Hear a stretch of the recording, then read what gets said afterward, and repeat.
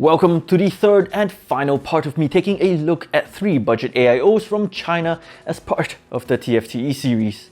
So some of you may have seen the last videos that I made where I was in search of the best budget RGB AIO coolers out there, and I tested the Auraflow 240 from ID Cooling.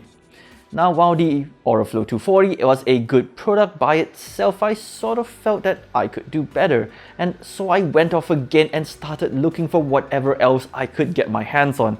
It was then when I was lurking on Taobao that I found this guy. This is the ICY T240 RGB AIO from Aigo, and it cost me $52 US. Now, this product is interesting in not just its price point, but also what it offers, especially if you're someone with an older system which doesn't have an RGB header. The secret? The pump head. Running through its specs first, it's got an operation speed of 3000 RPM, uses ceramic bearings, but no listing on the operating volumes, though this usually isn't an issue. Socket compatibility shouldn't be an issue as well, as it supports pretty much every mainstream platform under the roof, including AMD's new AM4 socket. So here's the thing, a lot of you guys have asked in my previous video, how exactly do you get RGB effects on a motherboard that is old or doesn't have a built-in RGB controller? The answer to that is that you need to get yourself an RGB control box, or you get yourself this cooler. Yep, it's got an RGB controller built into the pump head that is controlled via a provided IR remote, so you don't need an RGB capable motherboard or an external one to get the lighting running. So roll with me for a minute here. What if you already have one though? Well, it has you covered as well, as all you need to do is hook the pump head into the RGB header on your motherboard, and it overrides the built-in pump header's effects. Pretty darn neat, I must say. As cool as the implementation is though, it's not perfect. I found that it had a minor issue with the RGB controller on my ASRock board, in particular the effect that fades to dark and then comes back in again. Where it's supposed to fade out, you can clearly see that the motherboard's effects are fighting with the built-in ones in the pump head, where the lights on the pump head and anything that is attached to it would start to flicker, and that's just a bit annoying, as I've not found a way to fix this. Speaking of attached, here's another thing about this cooler: the connections. Unfortunately, the cooler has a lot of cables sticking out of it. The pump head in particular has 3 cables sticking out, one for the power, one for the RGB connection to the motherboard in the event that your motherboard has its own RGB controller and you'd like to sync them, and another RGB connection for the fans, to which all of the RGB connections are not standard as well. And yes, in order to achieve RGB effects on the provided fans, you'll need to hook them up to the pump head, which I find to be very messy. I mean, I guess that the cables on the pump head are pretty much unavoidable in this case, but I would have really liked it if the connections to the fans weren't proprietary, as it severely limits using the provided fans elsewhere. Anyway, enough about the pump head, let's move on to the other elements. Strangely enough, Aigo lists the tubing length at 320mm, but on measurement it's actually 380mm, and I mean that's a good thing, as it makes it easier to front mount these without stretching the tubes too much, but it's certainly strange that they would advertise it as much shorter. Oh, and yes, the tubes are braided, and that's something that I didn't expect from a cooler at this price point. The radiator is perhaps a standard though, at just 27mm thick. Moving on to the fans, they're a 7-blade translucent plastic design with RGB illumination coming from the center of the fan. The blades have also got ridges on them for what Aigo calls NIT, or noise interception technology, that helps cut down on wind resistance and noise. They've got rubber feet on each corner to help cut down on any vibration noises, and going into the specs of them, Aigo lists a speed of between 500 and 1800 RPM, long life bearings, a 69.36 CFM max rating, a static pressure rating of 2.08mm H2O, and an operating noise level of 31.6 decibels. As usual with talks of noise levels, let's hear how they sound like at low and full power.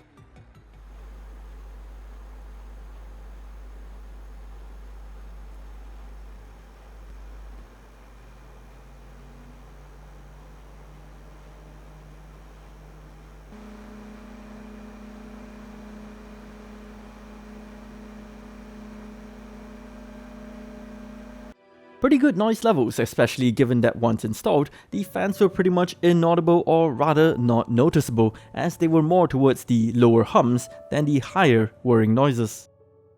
Getting some performance numbers out of the fan, unobstructed, the fan wasn't the highest in the bunch at full power at just 4 meters per second, but surprisingly at low power it was part of the upper tier at 2.9 meters per second.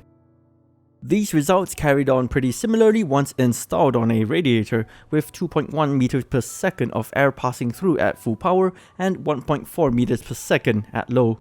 What this means is unfortunately that they're not very good at pushing static pressure, but at least they're silent in operation, so not all is lost. Anyway, that's out of the way, so let's get to installing it and see how it does IRL.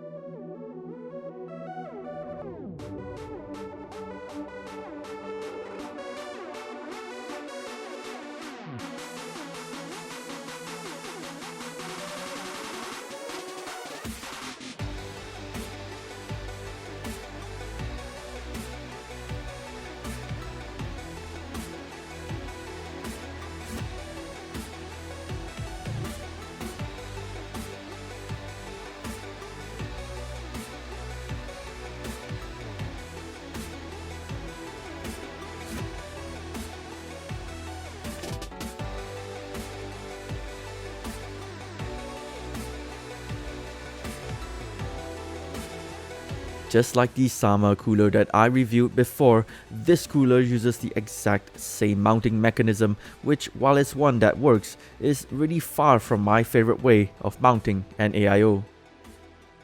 Aside from that, again, the way this cooler is designed, having the pump block mounted right side up is a bit difficult, and I just wish that they had the tubes coming out from the other side of the block so that mounting right way up wouldn't have been so difficult.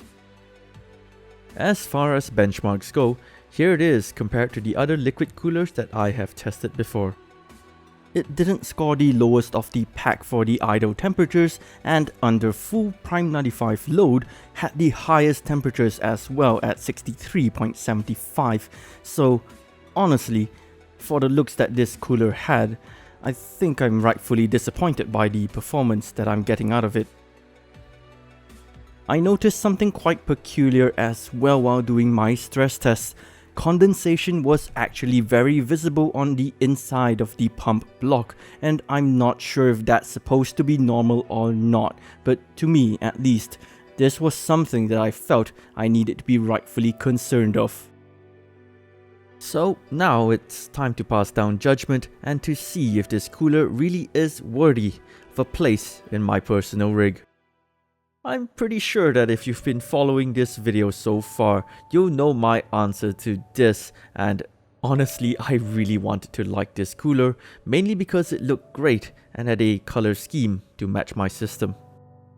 The RGB fans look good enough, and even though silent, they don't push enough static pressure, making me feel like it's an untapped potential.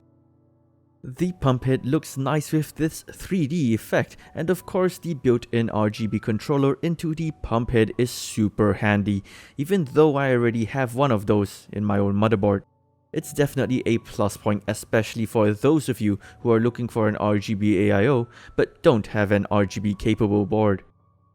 Another thing that I really liked is that the tubes were sleeved and of 380mm in length and not 320.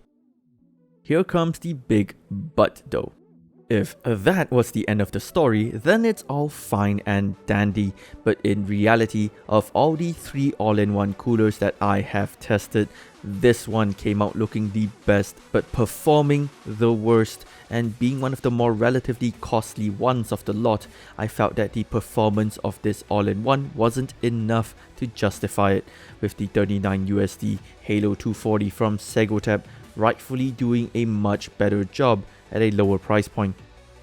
Here's another trend that I'm noticing as well. It seems like a good high performance quality 120mm AIO is still so much better than a budget 240mm AIO, and this finding has been backed 4 times in a row with all the cheaper all-in-one loops from China that I've tested before. Maybe it's then better to stick with a big brand name 120mm all-in-one from the likes of maybe Corsair, Thermotake or NZXT instead of going cheaper and achieving similar if not lower performance numbers, all while taking up more space in the system. I don't know, what do you guys think? Let me know in the comments section below. Even though we didn't really get to find a really good 240mm AIO in this 3-part video, I hope that at least my findings were at least helpful, enlightening or educational, which hopefully helps to guide you to making the right decisions the next time you're looking for a CPU cooler. I hope you guys found the review helpful. If you did, give it a like. If you didn't, then give it a dislike. Drop a comment down below and make sure you subscribe and click the bell icon to get notified for when new videos go live. My name is Yang aka Tech Rodent, and I'll see you guys in the next one.